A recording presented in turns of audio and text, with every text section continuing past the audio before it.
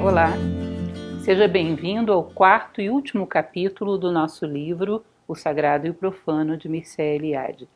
Hoje vamos falar sobre existência humana e vida santificada.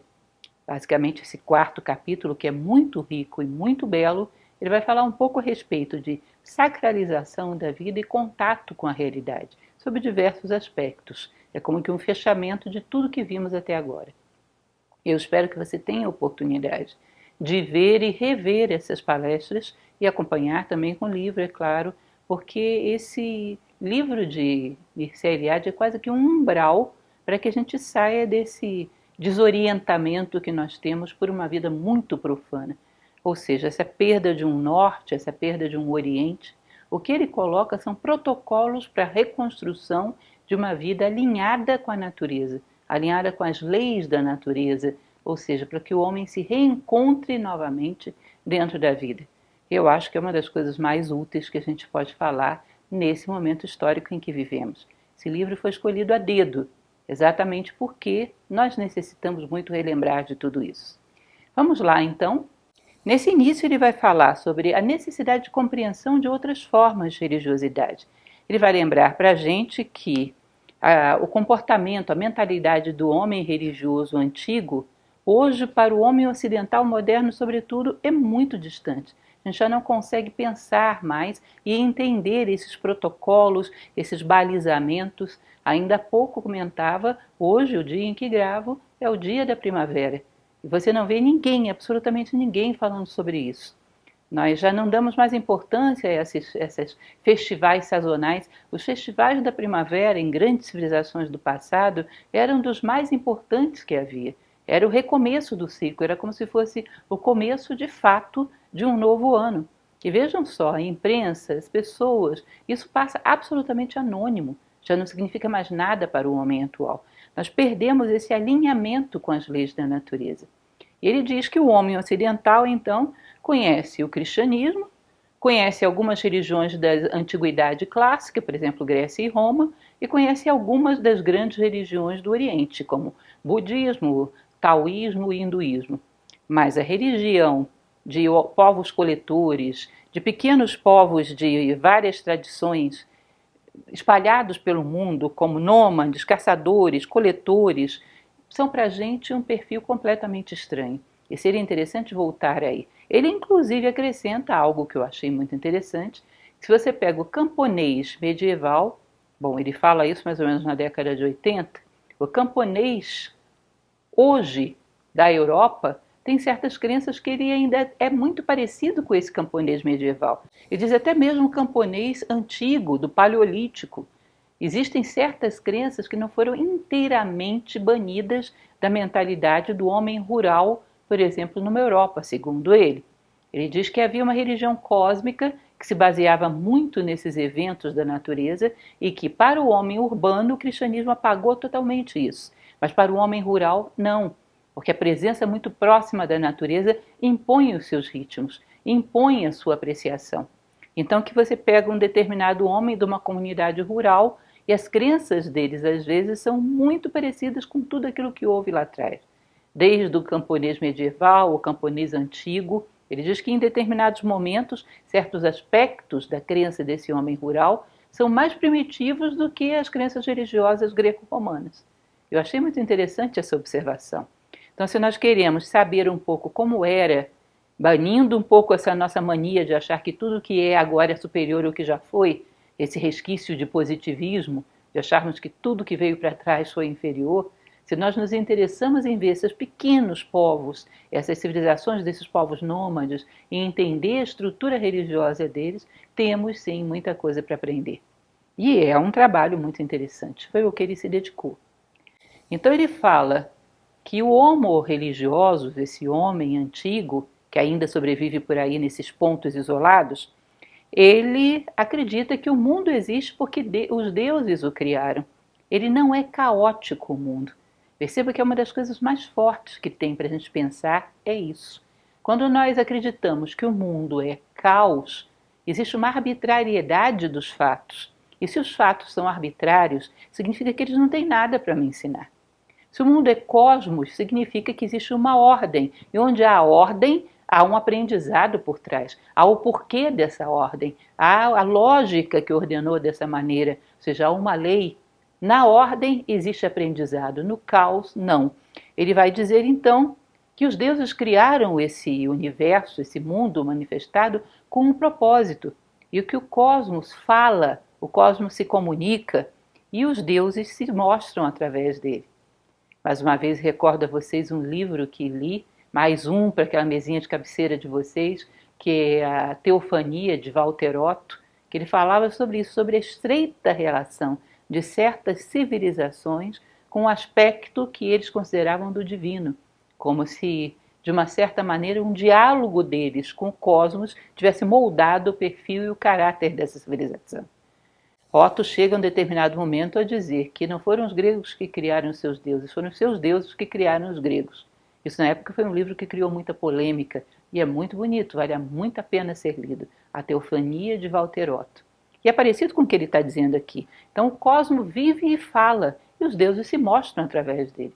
Se você sabe ler na ordem do universo, na sequência dos acontecimentos, você vê um porquê, um propósito.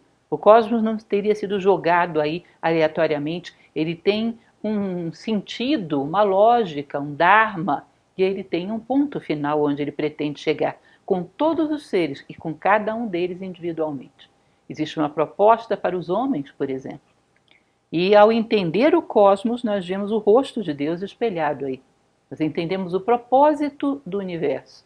Lembrem de Einstein dizendo, eu queria ver os pensamentos de Deus. Talvez com uma observação um pouco mais simbólica da vida a gente possa fazer isso, porque o mundo nada mais é do que a expressão desse pensamento desses seres divinos, segundo o homem religioso. Ele é dotado de ordem e ele é inteiramente pedagógico.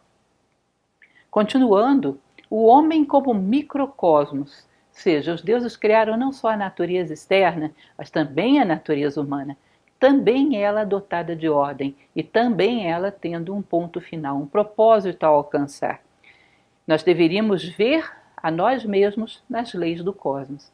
Então vocês vão perceber uma coisa que é super interessante, recorrente em todas as tradições, tanto essas pequenas que ele fala, como também as grandes religiões do passado. Considerar sagrado o momento de cultivar a terra, o momento depois de colher os frutos. Esse momento de cultivar a terra significa a semente mergulhando na matriz, fecundando a matriz, para daí tirar a vida. Hoje nós temos isso feito de uma maneira absolutamente mecânica, regida aí pelas leis do agronegócio, não tem nada de sagrado nisso. Em todas as tradições esse era um momento que era um sacramento, fazia parte de um dos momentos mais importantes do ano. E quando o homem também se unia a alguém, a um parceiro ou a uma parceira, para também conjugar essa ideia da semente fecundando a terra, para eles estavam repetindo um mistério cósmico. A mesma lei que gera frutos da terra, gera frutos da união entre dois seres humanos. Não só frutos físicos, mas também frutos psíquicos, mentais e espirituais. Ou seja, o mistério da vida acontece em todos os patamares. Portanto, se você quer saber o porquê dos atos que o ser humano tem presentes na sua vida, você deveria buscar o que esses atos pretendem quando se repetem na natureza. Ah, sim, quando a natureza é fecundada, ela pretende dar perpetuidade à vida. Isso deve ser também o que eu faço. Em todos os planos, quando a minha mente é fecundada, quando a minha psique é fecundada, quando o meu corpo é fecundado, eu estou abrindo portas para dar perpetuidade à vida nesses planos. Se você começa a ver a si próprio, observando a natureza. Como tudo isso se esvaziou, a natureza se tornou muda para nós. Percebam o que seria a diferença de ponto de vista se você começasse a considerar que os fatos da sua vida não são casuais, têm algo a te dizer. E começasse a encontrar a correspondência desse tipo de sinal na natureza e entendesse o propósito da vida com isso. E se alinhasse com esse propósito da vida, caminhasse junto com a natureza e não na contramão dela. É essa a ideia de Eliade. Ele vai continuar falando que essas correspondências para o homem religioso eram vivenciadas, não eram simplesmente ideias. A fecundação humana, a fecundação da terra são equivalentes. Isso é bonito para falar, isso parece muito intelectual, isso não interessava para eles como ostentação de conhecimento. Eles viviam realmente isso. E isso fazia com que eles acabassem sacralizando os atos cotidianos da vida. Ou seja, a vida estava cheia de sacramentos. E a ideia é que a vida fosse toda ela sagrada. Cada vez que o homem encontra o sentido de um ato, ele o sacramenta. E esse ato passa a ser real, e não uma mera alienação que fazemos de qualquer maneira, sem buscar nada, simplesmente por uma programação instintiva. Ele passa a ser um ato real, passa a ser dotado de sentido. E a ideia é que um dia toda a nossa vida fosse dotada de sentido.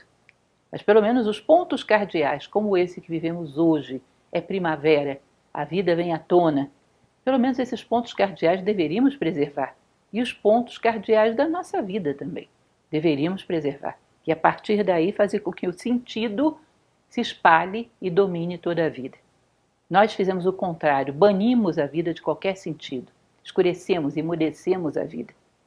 Ele vai continuar falando que quando o homem religioso vivia, por exemplo, usando ainda o mesmo exemplo, ele usa aquela passagem indiana em que o homem se dirige à sua esposa e diz: eu me uno a ti, eu sou o espírito, tu és a matéria, o seu céu, tu és a terra. Ele diz: olha, cuidado para você não interpretar como Hegel interpretava, achando que esse homem sofria de uma alienação da sua natureza humana. Hegel falava que o homem antigo não tinha uma identidade definida fora da natureza. E Eliade fala sobre isso, eu concordo inteiramente com ele, isso não é verdade. Esse homem sabia que ele era um ser humano. Ele sabia que a sua esposa era uma mulher e não a terra. Ele sabia que ele era um homem e não o céu. Mas o que ele estava fazendo é uma associação, sem de deixar de ser o que é. Ele se une a todo um processo do universo, para fazer com que a sua vida seja também agregada ao processo da transformação do universo, seja alinhada às leis. Mas ele não perde a sua identidade com isso. Isso seria loucura, isso nunca aconteceu. Continuando, ele vai falar que o simbolismo cósmico dá um novo valor a atos que, ainda que sejam simples, passam a ser dotados de sentido. Nós temos que perceber que coisas extraordinárias são muito raras de acontecer na nossa vida. Extraordinárias tanto para bem quanto para mal. Às vezes temos uns picos de uma alegria um pouco maior, um sofrimento um pouco maior, mas nós somos homens simples, em cujas vidas acontecem fatos simples. Mas nem por isso, por serem simples, eles não estão dotados de significado que podem nos ensinar muita coisa. Quando eu, nas minhas palestras, conto pequenas experiências minhas, não estou querendo me engrandecer com isso. Muito pelo contrário, estou mostrando que uma situação simples, que todos vivem também, pode ser uma fonte de aprendizado. Então ele vai falar, por exemplo, atos fisiológicos como comer, dormir, adoecer e curar, união sexual, ou seja, tudo isso pode ser feito dotado de sentido. Pode ser feito em nome de alguma coisa. Falava para vocês em alguma dessas aulas passadas que se diz que aquilo que não pode ser sacralizado é sinal de que não deveria estar sendo feito. Isso é a base da ética mais antiga, é a raiz da ética. Aquilo que não pode ser feito em nome de é sinal de que está transgredindo a lei da natureza, inclusive da natureza humana. Então, tudo aquilo que é necessário pode ser sacralizado. E o que não é necessário não deveria estar sendo feito. Tá? Necessário, percebam que nós estamos considerando todas as necessidades do homem, de corpo e de alma. Tá?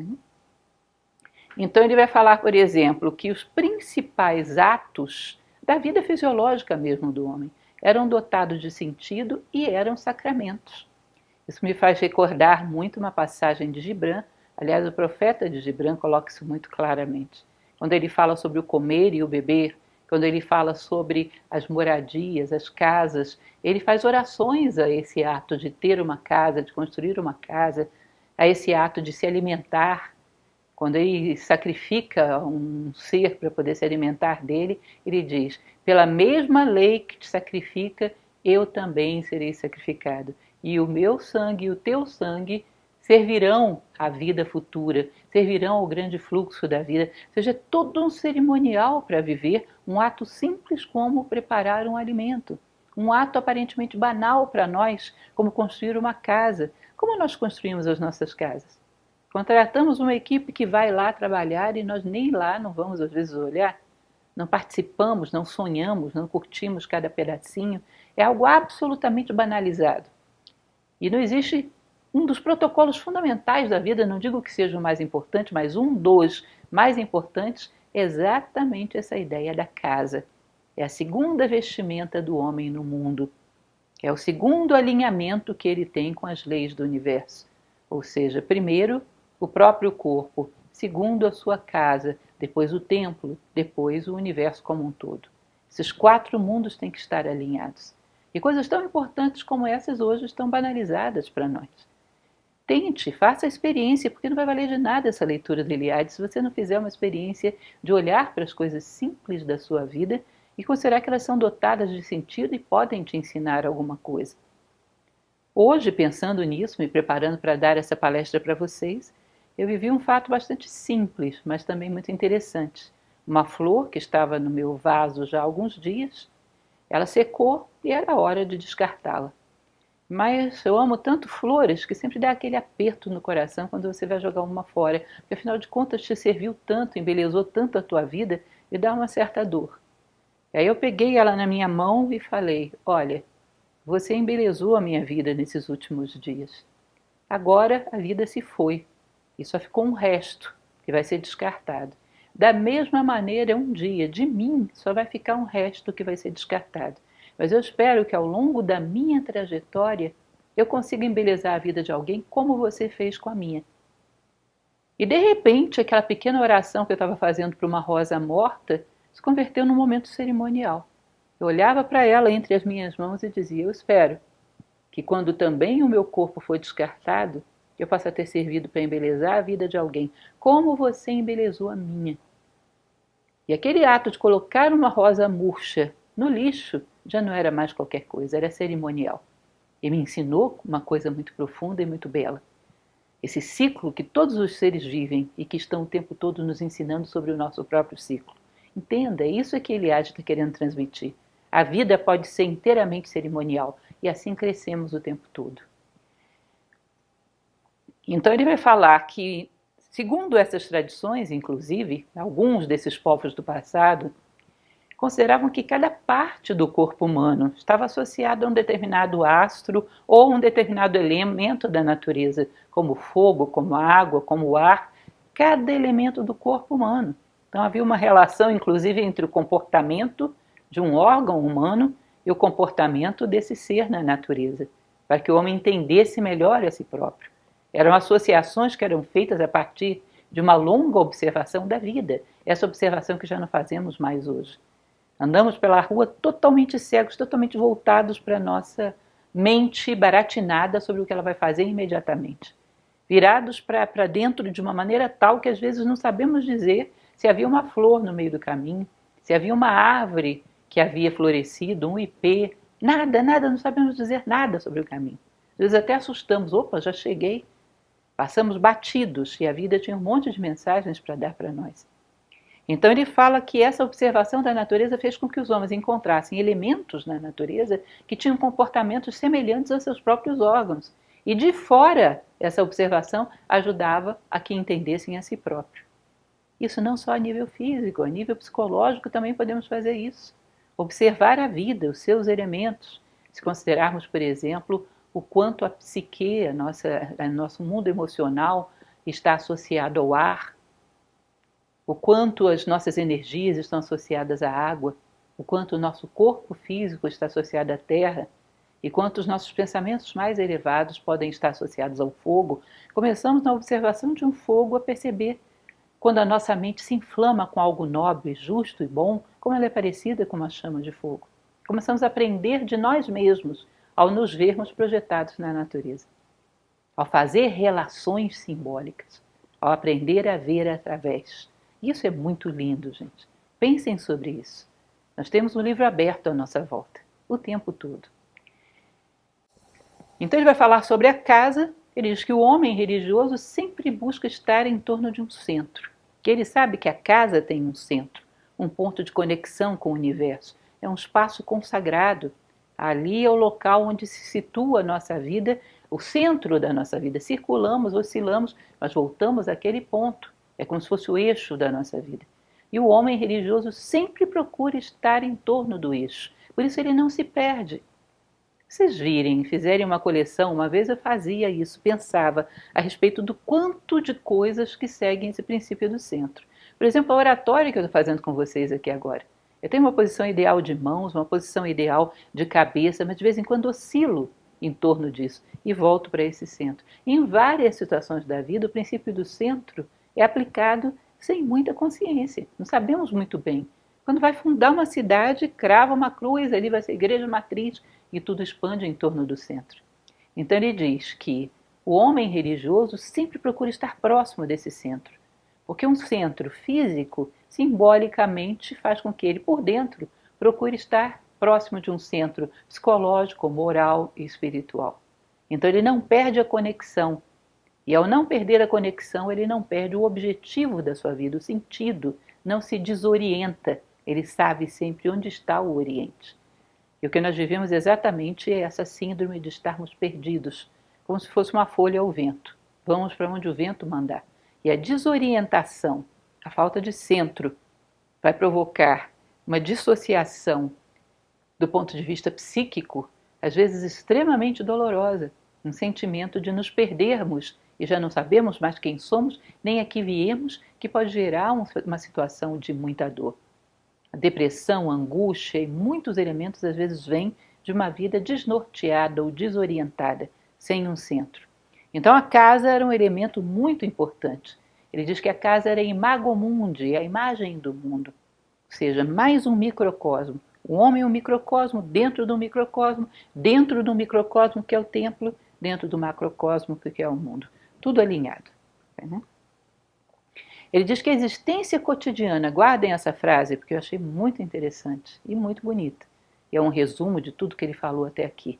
A existência cotidiana contém uma cifra, uma chave a decodificar. Toda marcha é peregrinação para o centro do mundo. Ou seja, a existência cotidiana, toda ela está te perguntando, você trouxe a chave? Decifra-me ou devoro-te? Porque no fundo te devora. Se você não decifra os fatos da vida, daqui a pouco eles estão te devorando pelo tédio, pela repetição sem sentido. Quando nós não vemos através dos fatos, ficamos vendo só uma fachada e sempre a mesma. A vida se torna um tédio. Então é como se você olhasse para uma janela de um carro e visse sempre a mesma paisagem. Por quê? Porque você não está se movimentando, está parado. E lógico, a paisagem vai ser sempre a mesma. Quando nos movimentamos no sentido de buscar cada vez mais a compreensão da vida, cada vez mais reflexão, cada vez mais vida interior, a paisagem na janela muda, não há tédio. E o tédio é uma das formas da esfinge nos devorar, se nós não a deciframos. Passar através dos fatos e ver o que eles nos querem dizer. A coisa simples, a rosa que murchou na sua casa, tinha um recado para te dar antes que você a colocasse na lixeira.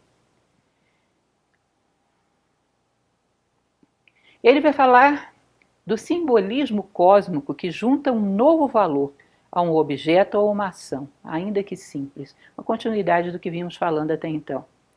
Ele diz que, por exemplo, a abertura superior que existe no crânio humano, que segundo as várias tradições seria o chakra superior, o chakra Sahasrara, e essa abertura ela é muito semelhante à abertura que tem que haver no centro de um templo. Vocês vão ver até aquela agulha do centro do templo, como lembra aquele prolongamento que existe no centro da cabeça das imagens de Buda. Ou seja, essa abertura para cima que existe no ponto central de todas as coisas. Se o homem acha o seu centro, ele tem uma abertura para cima, uma comunicação vertical com o divino, com o Dharma, com as leis da natureza. Portanto, ele tem facilidade de se alinhar, de encontrar o seu lugar no mundo. Então, diz que em todos os campos há essa ideia de que o centro tem que ter uma relação vertical, que às vezes nas casas são as chaminés. Tem que haver um ponto que comunica o homem com o mundo espiritual. E ele fala de antigas tradições, por exemplo, na Índia, Numa casa de um moribundo, o hábito de remover as telhas, às vezes até quebrar o telhado, para que essa pessoa possa mais rapidamente se desapegar do corpo e subir. Fala-se que o Buda também quebrou o ovo cósmico. No budismo, a ideia é de que os arates saem quebrando o telhado dos palácios para subir aos céus. Os arates são os sábios. Esses sábios diz que em um determinado momento não há nem teto de castelos que seja capaz de deter o seu impulso ascensional.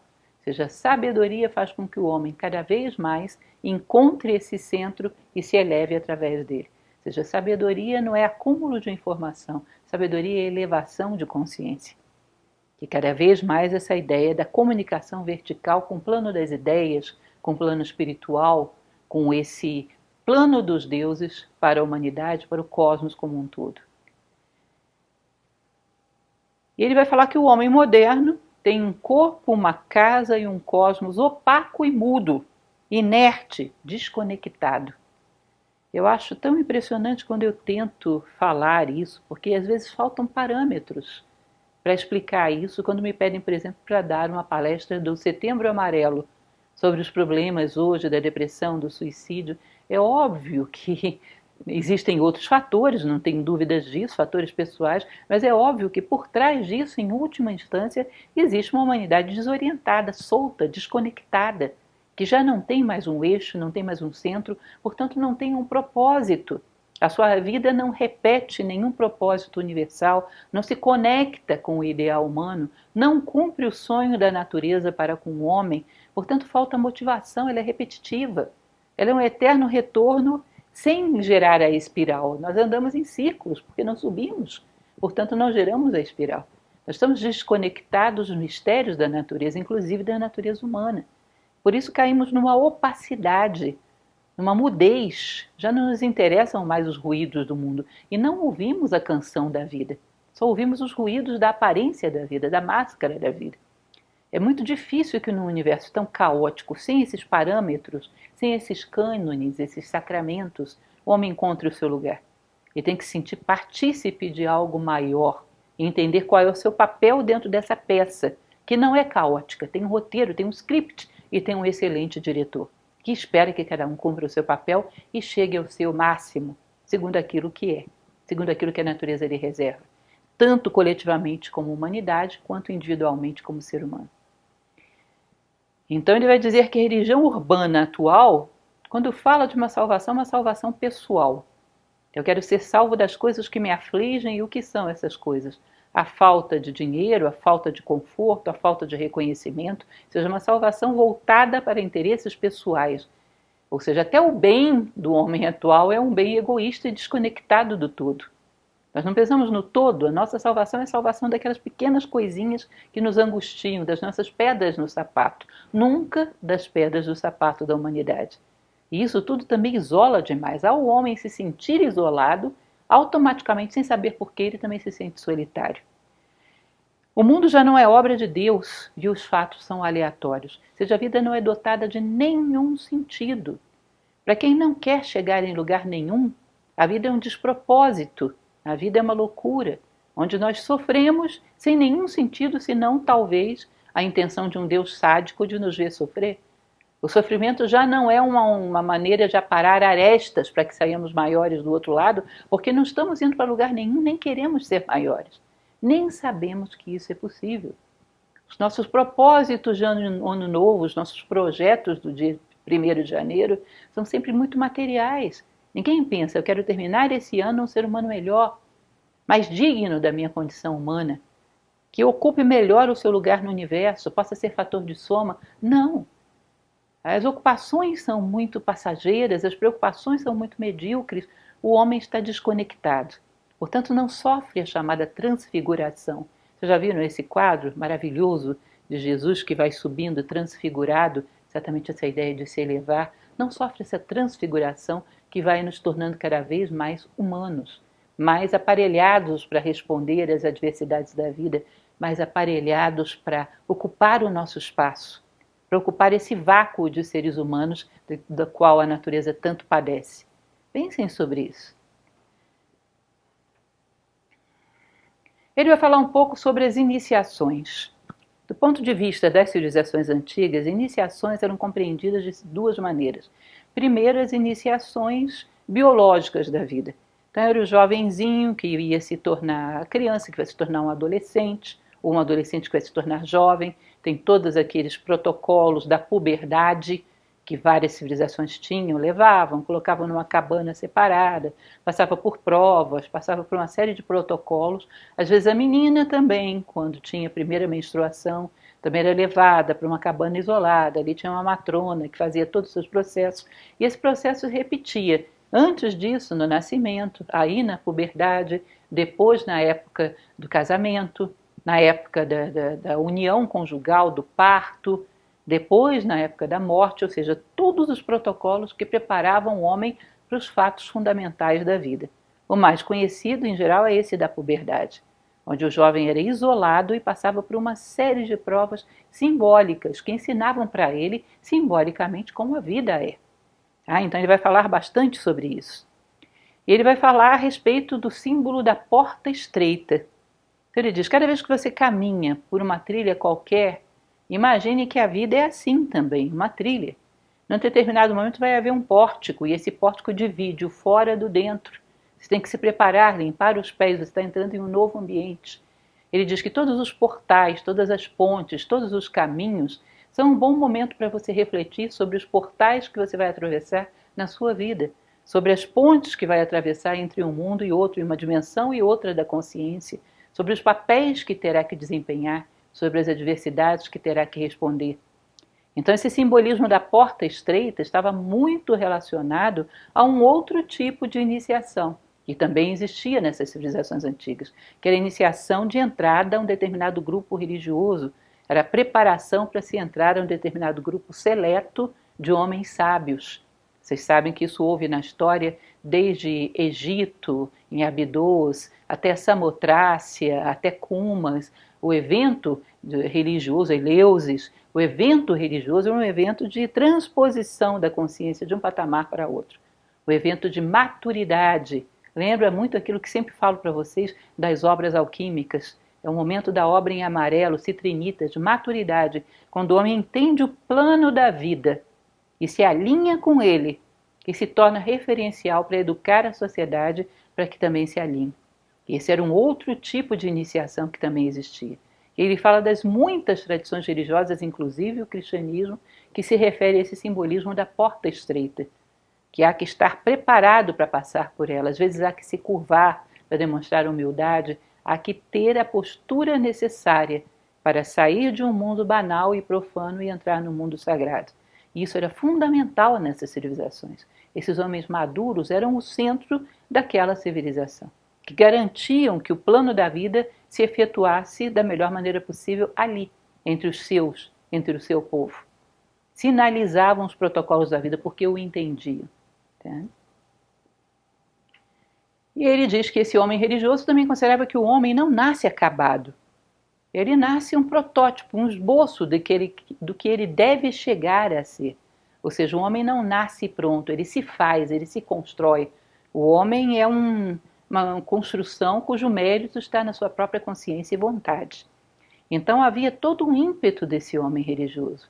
Nessas tradições antigas, tanto quanto nessas pequenas civilizações atuais, um ímpeto de autotransformação, de autoaperfeiçoamento, chegar mais próximo dos deuses, chegar mais próximo daquilo que ele considera como um homem maduro, um homem sábio, um homem renascido, um iniciado. E ele vai representar isso. Nós, há algum tempo atrás, não muito, líamos um livro chamado A Conquista Psicológica do Mal, que inclusive fala de um desses mitos, que é quando Lancelot atravessa uma ponte que eram lanças, espadas. Ele atravessa aquilo ali com os pés e as mãos desnudos, e vai falar também da ponte Simvati iraniana e outros mitos que falam de pontes perigosas, da travessia perigosa que leva o homem de uma condição quase que animalesca até a plenitude da condição humana.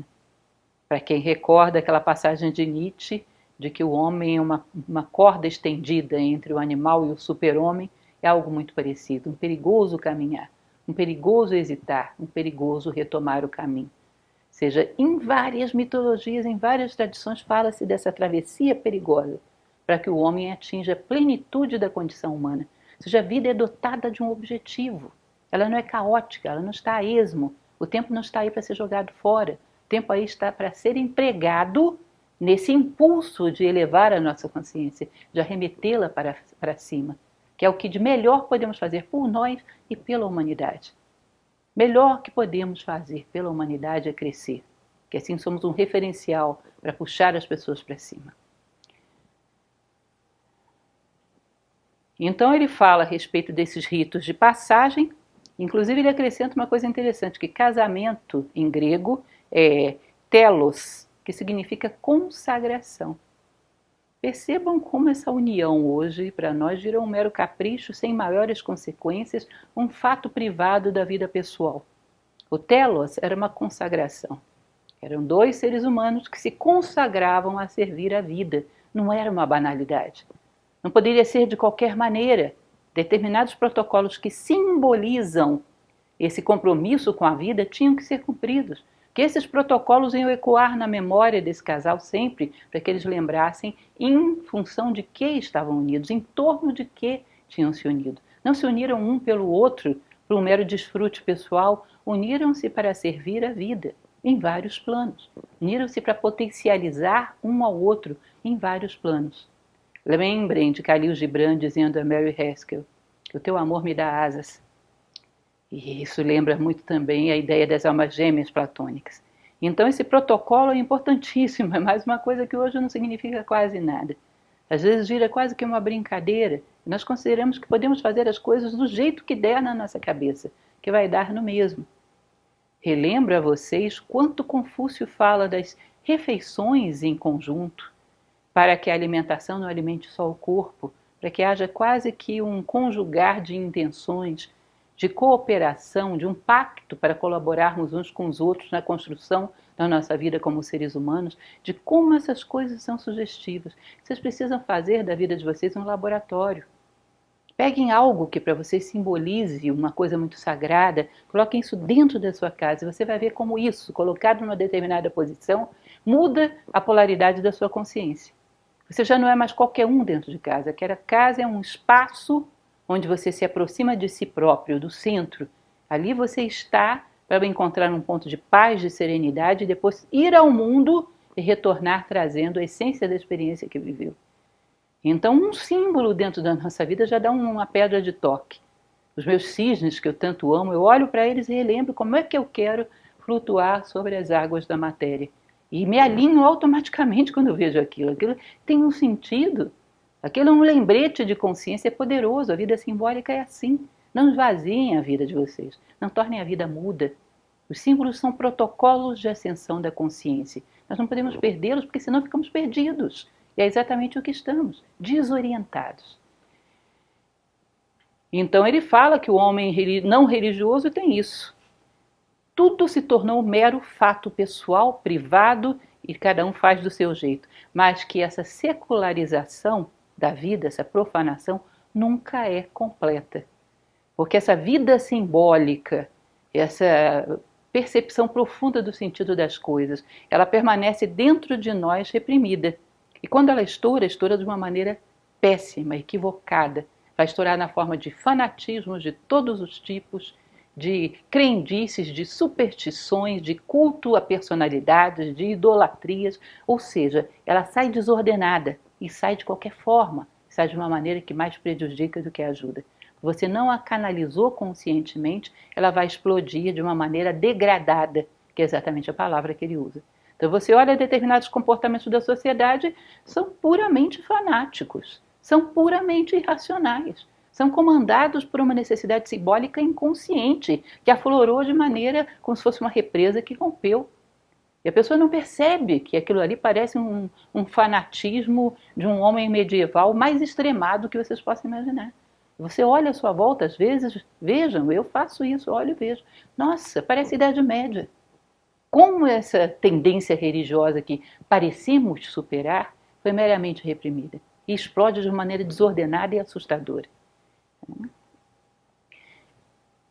Então, ele vai dizer que o homem, nessas sociedades antigas, não se considera real enquanto não passa pelos sacramentos que o apresenta, o reapresenta, o realiza diante da sua consciência, da consciência das pessoas da comunidade. Ele entra para o, digamos assim, o status de real quando ele se aproxima daquilo que é realidade. Ou seja, a cosmogonia, a criação do universo, isso é uma realidade. Quando eu me alinho com isso, aí eu ganho status de real. Senão eu não sou real, eu tenho uma vida absolutamente ilusória. Eu vivo num mundo ilusório. O status de realidade se dá quando o homem vai ao ponto que ele se alinha com o eixo do universo. E a realidade do eixo do universo vai conceder a ele também o status de real. E isso é importante em todos os protocolos da vida.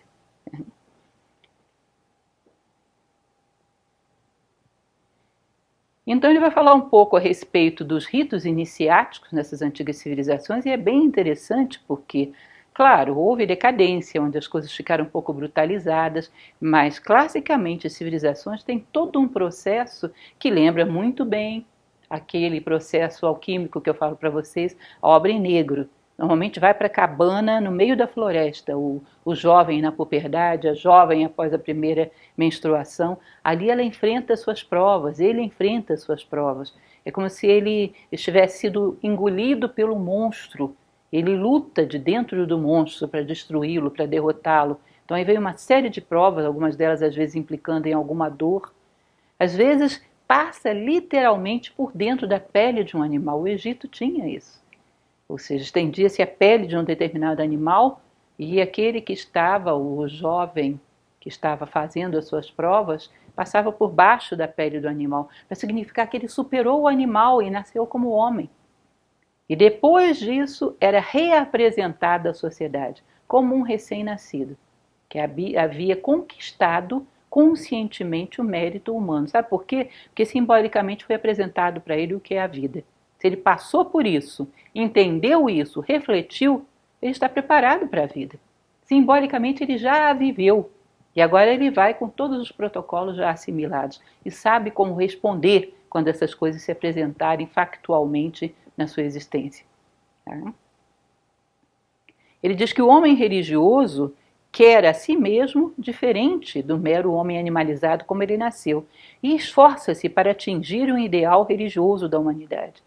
Ele esforça-se para ser humano de verdade. Lembra um pouco o Pinóquio, né? Homem que quer ser mau nunca passará de homem de pau ou menino de pau. Esforçar-se por querer ser um menino de verdade, querer ser um homem de verdade. Lembre mais uma vez da mitologia grega que eu falo para vocês, que a base de toda a ética era: por que você é bom, por que você é nobre, por que você é justo? Porque eu quero chegar ao alto do Olimpo. Não porque isso me traga vantagens, mas porque é o meu lugar. Eu tenho que ir de encontro ao lugar que a natureza reserva para mim. A minha função é construir a minha identidade, chegar a ser um ser humano completo. E, portanto, essa é a forma, essa é a maneira de usar o cinzel para esculpir a mim mesmo. Então ele vai dizer que o iniciado é o homem que sabe, conhece os mitos, conhece os segredos sagrados e conhece o nome dos deuses. É o homem transfigurado, ou seja, luminoso e elevado. A sua consciência é luminosa e elevada. Percebam que coisa interessante essa do saber o nome dos deuses. Só isso daria uma palestra, gente. Lembram daquela frase bíblica e no início era o verbo, a voz, o som, implica em vibração.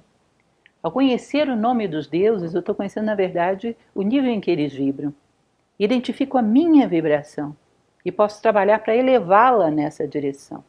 É a ideia do nome interno. Os mantras nada mais eram, quando pronunciados corretamente, do que os nomes dos deuses. Leiam Ramayana, vocês vão ver lá eles pronunciando o nome dos deuses como uma forma de trazê-los até si.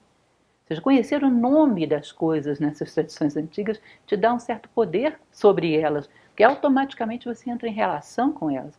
E o nome das coisas é o patamar de vibração em que elas estão.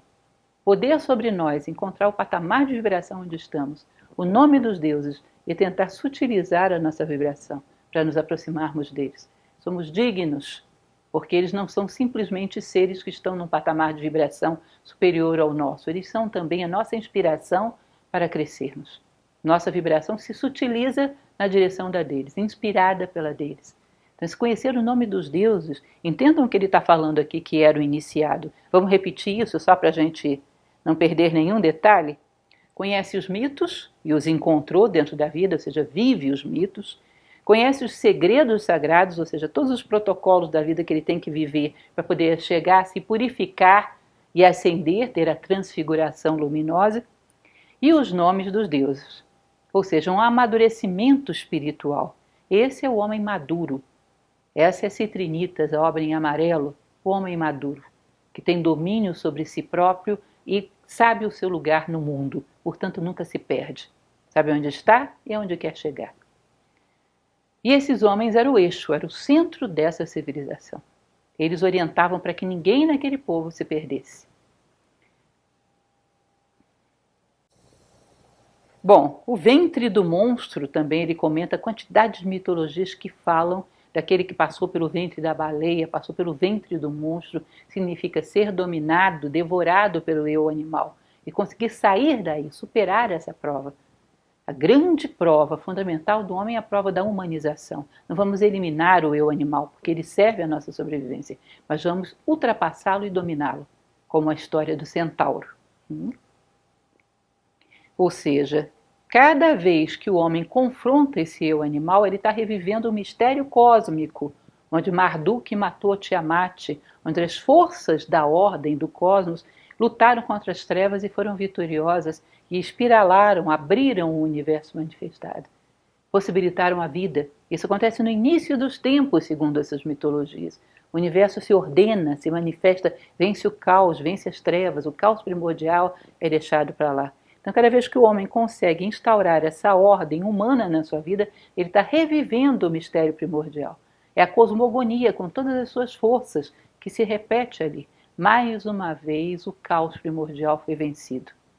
Ele diz que, inclusive, do ponto de vista da cura, no caso das doenças, em várias dessas tradições faziam exatamente isso. Bom, em algum momento você se perdeu, se desequilibrou. Vamos levar você novamente para o ventre do monstro, para que você saia de lá purificado e possa refazer a sua trajetória da maneira correta, não se deixando pegar mais por esse desvio, porque a doença seria desvio, seria desequilíbrio, seria alguma poluição que no meio do caminho, por desatenção, deixamos que penetrasse em nós, que nos desequilibrou. Então, voltar aos primórdios e refazer a sua trajetória era utilizado, inclusive, como terapia para a maior parte das doenças, porque no corpo físico é apenas um reflexo de algum problema, de algum ponto em que você se perdeu no plano das ideias. Recoloque-se no lugar que te corresponde e você tem a maior chance possível de fazer com que o seu corpo se alinhe com esse centro, com essa ideia primordial em torno da qual todas as coisas se harmonizam. Ou seja, o maior combate ao caos que tem é o homem encontrar o seu centro, sua verdadeira identidade. O caos, inclusive físico, que é a doença. Ele fala, inclusive, dos jovens que nessas civilizações tinham vocação religiosa, que seriam futuros xamãs. Ele diz que esses que têm essa vocação mística, que eram os que eram mais provados, por algum tempo eles viviam um caos psicológico tão profundo que parecia que eles estavam loucos. Na sua juventude, quando demonstravam essa vocação religiosa, essa vocação mística, pareciam loucos. E depois tinham que vencer essa mega prova da desordem mental e voltar a ter ordem, mas ordem num outro patamar, onde agora já não tem mais apenas razão, tem intuição, tem uma percepção sensível do universo, portanto, estão aptos a conduzir essa sociedade. Vocês vão ver que Samothrace era algo mais ou menos parecido, os reis eram mandados para lá, os grandes dirigentes, chefes de Estado eram mandados para lá. Filipe parece que conheceu Olímpia em Samotrácia, os da Macedônia, ou seja, era um local onde o homem passava por um determinado conjunto de provas e era colocada a sua consciência num ponto onde ele poderia ver as provas humanas de cima e, portanto, estava apto a conduzir. Não é um nem dois povos que falam disso, são muitos. Na América pré-colombiana você vê coisas semelhantes também. O simbolismo da morte. Ele vai dizer que a morte também é um protocolo que, bem compreendido, não tem por que ser temido, porque você observa a natureza. Lembram lá das provas? Você vê a natureza, você vê que a natureza passa pelo ventre do monstro, cai num caos primordial, vence, volta a se estabelecer sobre a terra. volta a ordenar, volta a gerar frutos. Eles falam, por exemplo, de uma árvore. Uma árvore é uma lição tremenda para um homem religioso. Não é à toa que tantas civilizações tinham árvores sagradas. Eles olhavam para uma árvore e viam que elas estavam lançando as suas raízes profundamente na terra, para que os seus ramos avançassem em direção ao céu. Ou seja, você não chega perto do céu, como diz Jung, se as suas raízes não chegarem perto do inferno lá embaixo. Ou seja, as raízes vão se fincando no interior para conhecer profundamente a si próprio, para conhecer profundamente o universo. Uma vez que tem essa base firme, sólida, de autoconhecimento e de integração com o todo, com o uno, os seus ramos podem ascender em direção ao mais elevado dos céus. E os seus frutos serão os melhores. Então, eles olhavam para uma árvore e isso amenizava a sua dor pelo sofrimento. Minha dor por sofrimento nada mais é do que as minhas raízes se aprofundando no seio da terra. Isso vai permitir depois que eu lance ramos muito elevados e que dê maravilhosas flores e maravilhosos frutos. Ou seja, olhar uma árvore era algo simbólico o suficiente para aplacar uma dor e uma angústia existencial de alguém. Percebam como essa visão simbólica é rica, quando um homem nunca se perde, como ele nunca está sozinho aí, está cercado de vida e vida inteligente, que está o tempo todo conversando, dialogando com ele. Ele nunca se perde, nunca está só. Então, vencer a morte significa saber, para o homem religioso, saber que nós estamos permanentemente, sempre, morrendo para o não essencial e nascendo para a nossa essência, cada vez mais próximo dela. Nós estamos todos os dias nascendo, ou deveríamos estar, nascendo e morrendo, morrendo para um patamar, nascendo para outro. Portanto, a morte não deveria nos surpreender mais. Faz parte do ciclo da vida e o ciclo da vida nos diz que ela não é o fim. A primavera que está nascendo hoje nos diz: a morte não foi o fim, o inverno não foi o fim. Olha a vida aqui novamente. Em todos os planos. No plano físico, o anterior está aqui através da semente. Nos outros planos, certamente estará também de alguma forma.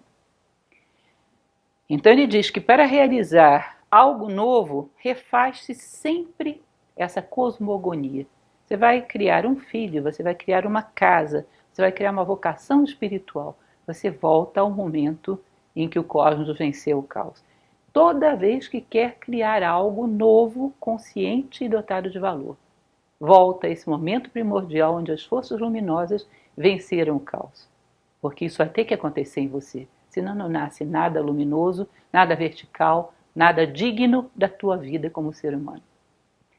Ele vai continuar falando já das religiões mais evoluídas do Oriente, por exemplo, a questão da Índia, que usava essa imagem do regresso ao útero nos sacrifícios indianos, da profunda compreensão da ordem das coisas que era o Dharma. Ou seja, um Brahmani era um servidor do Dharma, aquele que o compreende profundamente e que era capaz de sacrificar tudo aquilo que o impede da entrega total.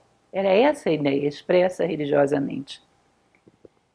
Sócrates se dizia um parteiro de almas, da mesma maneira que a sua mãe Fenarete tinha sido uma parteira de corpos.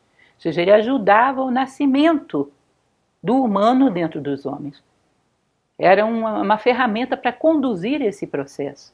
Ele se dizia: bom, eu sou como a minha mãe, só que não parteiro de corpos, um parteiro de alma. Mas é esse mesmo simbolismo do renascimento, da iniciação. O budismo também fala da mesma coisa, da morte para o profano, como a condição para um novo nascimento, num patamar cada vez mais elevado. Ou seja, acesso à vida espiritual em todos os povos sempre esteve associado a renascimento. A primavera é renascimento. Nós poderíamos criar essa mentalidade em nós e recebê-la preparados para que a primavera também acontecesse em nós. E aí seria um grande evento. Se cada um de nós parasse e dissesse: olha, a vida está voltando. Deixa eu também me preparar para servir a vida, assim como a natureza física está se preparando, para recebê-la e servi-la. Deixa eu me preparar e fazer junto. Deixa eu caminhar junto com os ciclos da natureza. Eu sou parte dela. Não existe a natureza aqui e o homem aqui para desfrutar dela. O homem é natureza. Foi também programado por esse divino, para também dar frutos, cumprindo o mesmo ciclo da vida, cumprindo o mesmo protocolo. Bom, ele vai dizer que o sagrado, então, essa frase clássica de Eliade, o sagrado é a função de dar sentido. O homem religioso crê numa realidade absoluta, sagrada, de onde nasce a vida. E ao alinhar-se com isso, ele adquire o status de realidade para a sua vida. Então, como diziam os romanos, falávamos na aula passada sobre isso, in nihilo tempore, de vez em quando pegar um momento da sua vida e roubar do tempo para a eternidade. Roubar do banal para o sagrado. Eles sabiam que quando eles se alinhavam com os mitos que narravam a criação fundamental do universo, quando eles se alinhavam com aquilo que é real, eles salvavam da banalidade e da ilusão as suas vidas. A ideia era que salvassem um dia toda a vida, que nenhum momento estivesse banalizado. Eles tinham uma consciência clara do banalizado como desperdício. Aquilo que você banaliza, você jogou fora. Aquilo que você sacraliza tem um status real e soma para a natureza, para a tua natureza e para a natureza humana em geral. O homem religioso acredita na transcendência de tudo. E aí ele vai fazer um paralelo interessante para o homem não religioso atual. Nada é transcendente, não existe uma realidade, tudo é um jogo de opiniões, cada um pode pensar uma coisa, nada é mais real do que nada, não existe uma referência de realidade. A opinião do homem tem status de realidade. Eu sempre repito em sala de aula que na Idade Média a opinião das pessoas era que a Terra fosse plana, e nem por isso ela se tornou plana. As coisas são o que são. A opinião humana não conforma a realidade. Mas o homem moderno, com toda a sua tecnologia, parece que pensa dessa forma primitiva. Ele acha que a sua opinião tem status de realidade simplesmente porque ele quer, e não tem. Que não existe uma forma de aperfeiçoamento para ver aquilo que é. Ele não acredita que existiria uma realidade ainda que ele não existisse. E que se ele se esforçar muito, poderia chegar a percebê-la. Não, tudo é relativo. Tudo é um jogo de opiniões. Então o universo é caótico, não existe uma realidade a ser percebida, a opinião dele tem tanto valor quanto qualquer outra. Não aceita um modelo para a humanidade. Uma das coisas que falo sempre nas minhas palestras, quando eu digo ideal humano, tem um monte de reações, não existe, cada um pode ser o que quiser. Não é assim. As pedras não podem ser o que quiserem, elas têm todo um ideal de resistência e servem à natureza por isso. As plantas não podem ser o que quiserem, elas têm todo um papel de síntese de energias que faz delas a base da cadeia alimentar. Os animais não podem ser o que quiserem, eles têm todo um protocolo de sobrevivência e perpetuação da espécie que, se não cumprirem, desaparecem da Terra rapidinho. Os homens não podem ser o que quiserem, eles têm que ser homens. O caminho que você vai usar para caminhar até isso, claro, você tem escolha. Mas que o alvo do ser humano não pode ser outro senão ser humano, isso é o óbvio do óbvio, que na sociedade atual é negado. Ou seja, não existe nenhum modelo humano de valores, virtude, sabedoria, nada disso. Cada um pode ser o que bem entender e tudo é dotado do mesmo valor ou tudo é destituído do mesmo valor, que é o mais comum. Então é um jogo de opiniões e o homem crê que isso tem status de realidade e não quer ouvir, não quer ver. E existe inclusive um certo status de intelectual para o homem que nega qualquer tipo de ordem. E essa desordem que ele vê no mundo, ele acaba produzindo na sua própria mente, acaba produzindo na sua própria vida. Quem crê no caos acaba condenado a vivê-lo. E as consequências nós sabemos quais são. Então, o homem atual acredita que o sagrado é um obstáculo à sua liberdade. Ele usa uma frase que eu achei muito interessante aqui. O homem atual acredita que será livre quando matar o último Deus. É como se a folha acreditasse que seria livre quando matasse a última árvore. Ela não seria livre, ela seria um joguete na mão do vento. O vento a jogaria na direção que bem entende, ela não teria liberdade nenhuma. A única liberdade que ela tem é exatamente a árvore que a dá, de servir a vida da árvore como um todo. Vocês percebem que nós vivemos aí uns dogmatismos modernos que são o aflorar de uma religiosidade desfigurada. Isso é um dogmatismo? Isso é um tipo de fanatismo. O amor ao caos, com todas as desordens que ele promove. E com toda a resistência a acreditar no cosmos e se integrar a ele. Como se isso lhe tirasse liberdade. Como você vai perder a liberdade se você nunca teve? O homem que é um joguete na mão das circunstâncias nunca teve liberdade. Como vai perder aquilo que não tem? Ou seja, nós vivemos uma época de muito irracionalismo do ponto de vista humano, para tanta razão do ponto de vista técnico. Não é? É um tempo estranho. E ele diz então que o homem moderno conserva vestígios transformados em superstições e tabu, como já falamos. Cria mitologias camufladas, ritualismos degradados, um monte de ismos. Os homens são obrigados a optar por um monte de jogos de opiniões. Que diferença tem no fanatismo religioso mais violento e as crenças na moda que temos hoje em dia? E percebam que elas são de um nível de imposição fora do comum. Vocês não fazem ideia, falando de uma experiência minha, ao longo desses anos dando filosofia, quantas vezes já quiseram me colocar contra a parede para eu dizer a qual ismo eu sou afiliada. Quando eu digo a nenhum, não acreditam. Não, você está escondendo o jogo, ou então você é uma alienada. Como assim? Eu fico imaginando como uma pessoa pode dizer, eu sou tal ismo, sei lá, eu sou de um movimento qualquer. Como você pode ser de um movimento se você não é nem você mesmo? O que se filiou a esse movimento? Uma sombra, uma casca? O homem que não tem a si próprio, não é dono de si próprio, não pode inscrever aquilo que ele não possui em movimento nenhum. É óbvio. Primeiro possua a si mesmo. Depois você diz, esse ser que eu possuo, que eu tenho conhecimento e poder sobre ele, é tal coisa. Antes não. Você não pode inscrever uma sombra. Você não pode inscrever um fantasma. E é interessante, eu estava pensando sobre isso e eu pensei, bom, os poucos homens na história que eram donos de si próprio, que tinham autoconsciência e autodomínio, que poderiam se inscrever em qualquer ismo, porque tinham autoridade sobre si próprios para isso, curiosamente não se inscreveram em nenhum. Parem para observar. Ou seja, Lao Tse não se filiou ao taoísmo, nem Buda ao budismo, nenhum ismo. Platão não se filiou ao platonismo. Eles não eram filiados a nada, senão a humilde e perseverante busca da verdade. Ou seja, você precisa possuir a si mesmo para depois inscrever esse si mesmo em alguma coisa. Em segundo lugar, quem possuiu não se inscreveu em nada. Isso é curioso, porque essa pressão da moda para que você use um rótulo é um tipo de religiosidade degradada. Fanatismos, líderes religiosos salvadores, líderes políticos salvadores, ele vai falar aqui. Fanatismo políticos e religiosos, cultos à personalidade, mitos de redentores sociais, movimentos exóticos, nudismo, movimentos de liberdade sexual desmesurada, tudo isso nada mais é do que um aflorar dessa repressão da mentalidade sagrada do homem religioso, que aflora desordenadamente. Que aquilo que você não tem controle consciente vai se manifestar de maneira violenta e degradada, desordenada. É como se eu não tivesse controle sobre esse braço.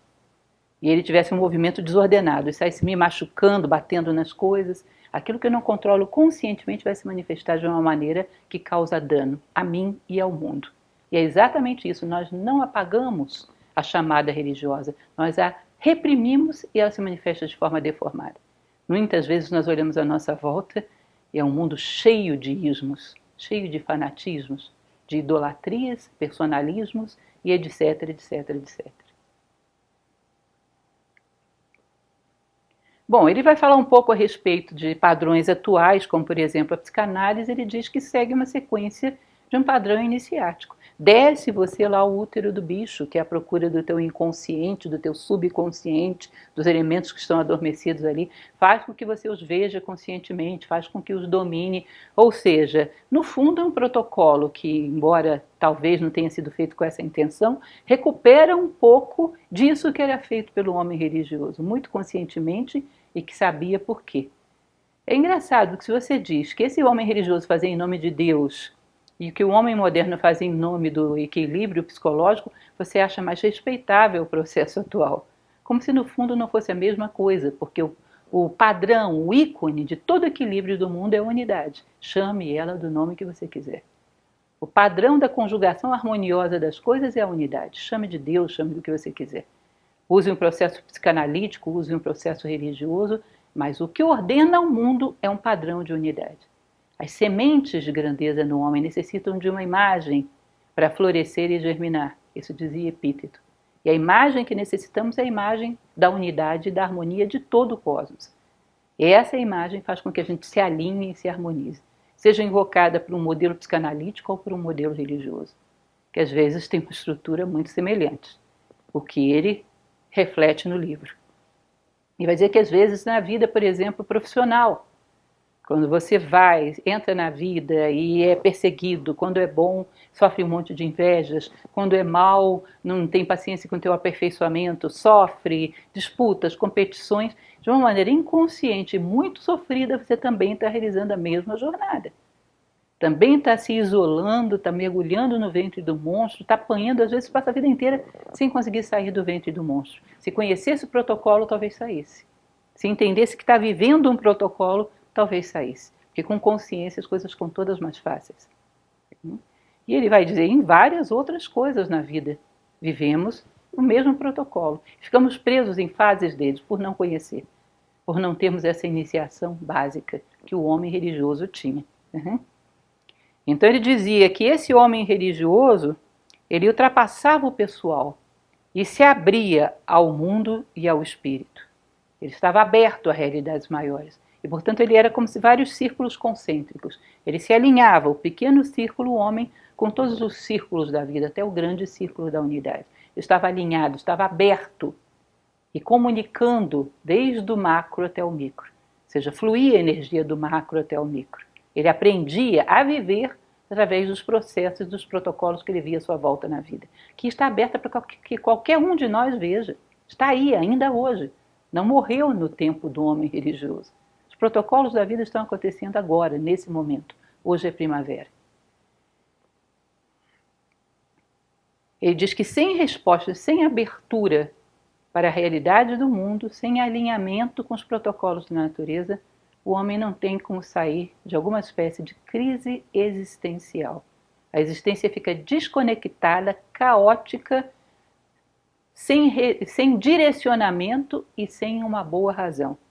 É muito difícil que o homem não se oriente, não dialogue com a vida e consiga dar um sentido maior à sua existência. Ele foge do drama ou ele o vive. Não há como escapar. Ou ele se aliena completamente numa vida meramente prazerosa ou ele mergulha nesse drama de cabeça. Às vezes mesmo esse que parece estar se divertindo com uma vida prazerosa, junto do seu travesseiro vive uma crise existencial, um vazio, um clamor que vem de dentro de nós, por sentido, por saber o que estamos fazendo aqui e aonde queremos chegar com isso.